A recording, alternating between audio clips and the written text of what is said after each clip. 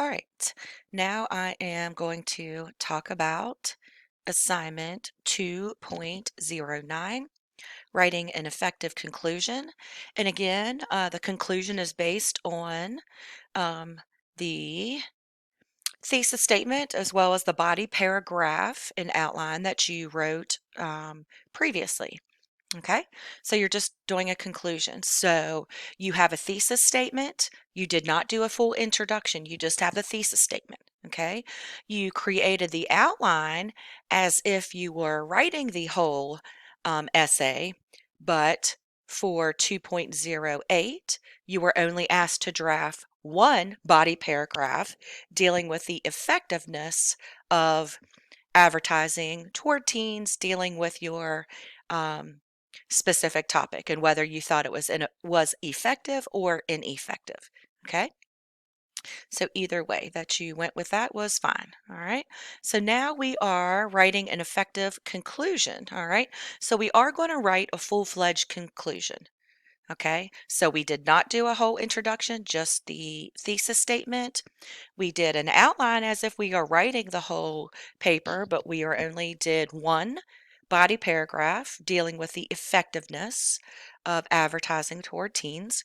So now we are going to write the conclusion, all right, and that is going to finish our unit on informative writing, okay? So let's go back here and what have I done here? All right, so we are looking at 2.09,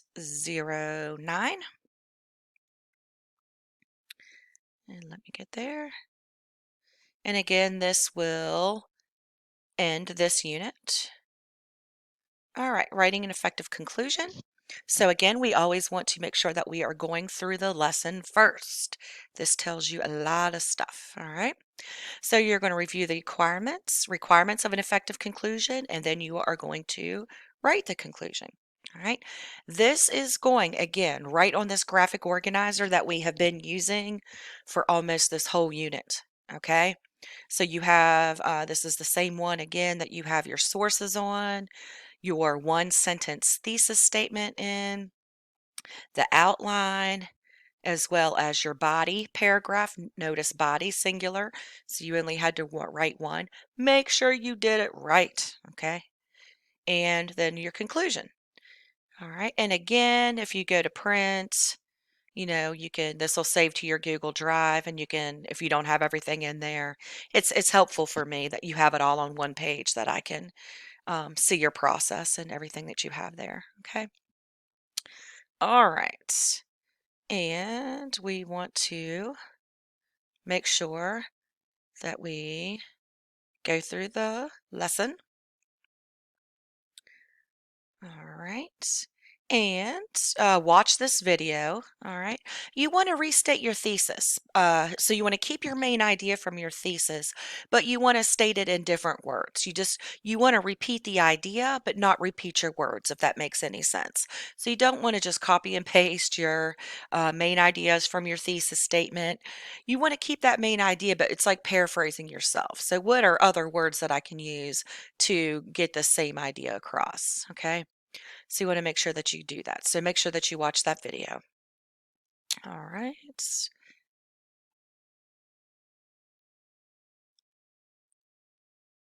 All right. So let's take a look, all right, at the grading rubric.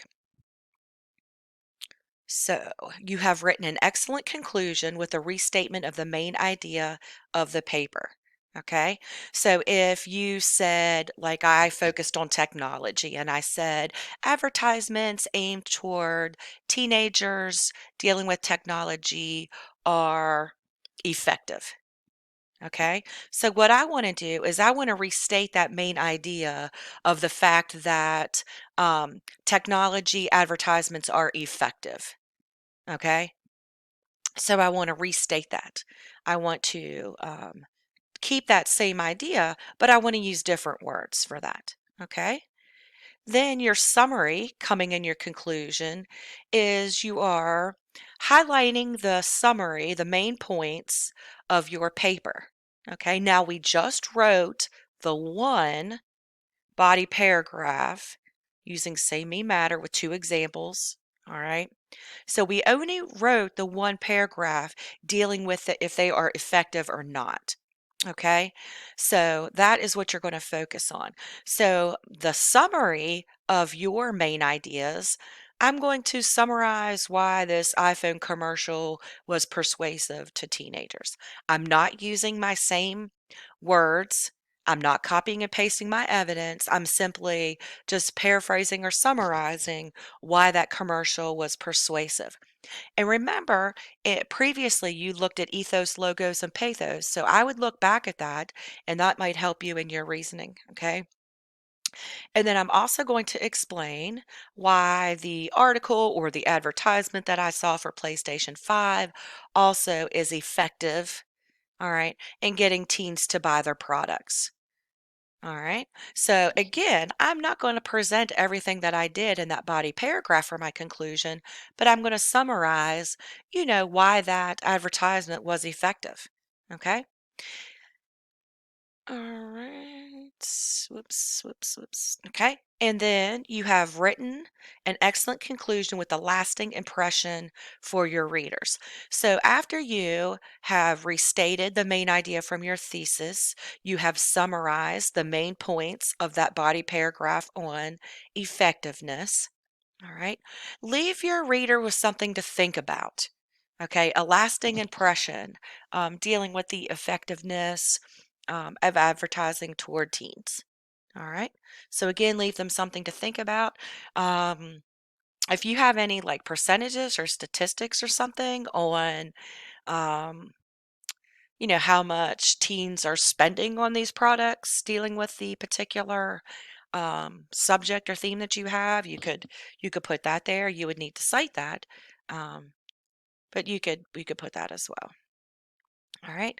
We are still in English class, so we still need to use proper grammar, spelling, grammar, complete sentences.